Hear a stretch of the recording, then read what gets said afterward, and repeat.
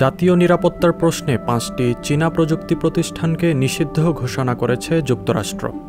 এ তালিকায় অন্যান্য প্রতিষ্ঠানের মধ্যে আছে চীনা টেক জায়ান্ট হুয়াওয়ে ও ZTE।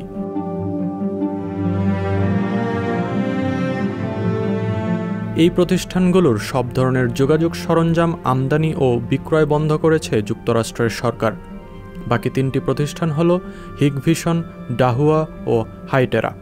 এই প্রতিষ্ঠানগুলো নজরদারি সরঞ্জাম এবং দ্বিমুখী রেডিওর যোগাযোগ ব্যবস্থা তৈরি করে থাকে।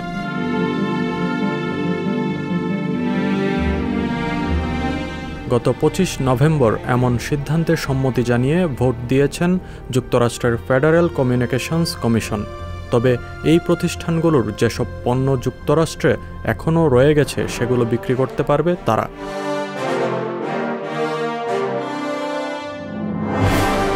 নিরাপত্তার খাতিরে এই প্রথম এমন পদক্ষেপ নিয়েছে যুক্তরাষ্ট্র।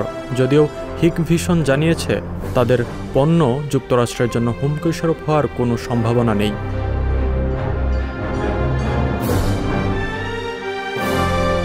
প্রতিষ্ঠানটির দাবি, এমন সিদ্ধান্তের মাধ্যমে যুক্তরাষ্ট্রের নিরাপত্তা ব্যবস্থায় কোনো ইতিবাচক প্রভাব আসবে না, বরং যন্ত্রপাতির দাম বাড়ার কারণে ক্ষতিগ্রস্ত হবে দেশটির ছোট ব্যবসা প্রতিষ্ঠানগুলো। পাশাপাশি নিজেদের নিরাপত্তায় কম দামে সরঞ্জাম কিনতে পারবে না কেউই। নিরাপত্তা নিশ্চিতে খরচ বাড়বে স্কুল, স্থানীয় প্রশাসন ও ঘরবাড়িগুলোর।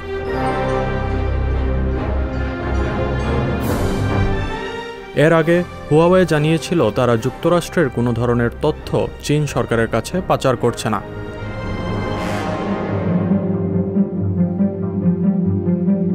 কমিশন জানিয়েছে তারা যুক্তরাষ্ট্রের টেলিযোগাযোগকে সম্পূর্ণ বিশ্বাসযোগ্য করতে চায়। এই নতুন নিয়মের মাধ্যমে জাতীয় নিরাপত্তায় হুমকি হ্রাসের আশা প্রকাশ করছেন তারা। ফলে নাগরিকদের জন্য আরও নিরাপদ হবে দেশ।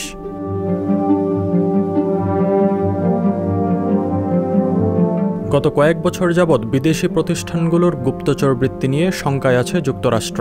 বিভিন্ন দিক থেকে সতর্ক হওয়ার চেষ্টা করছেন মার্কিন কর্মকর্তারা। তাদের উদ্বেগের প্রধান কারণ চীন।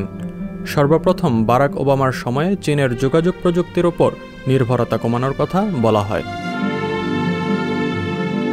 আসিফ মাহমুদ, ডেস্ক নিউজ, সংবাদ প্রকাশ।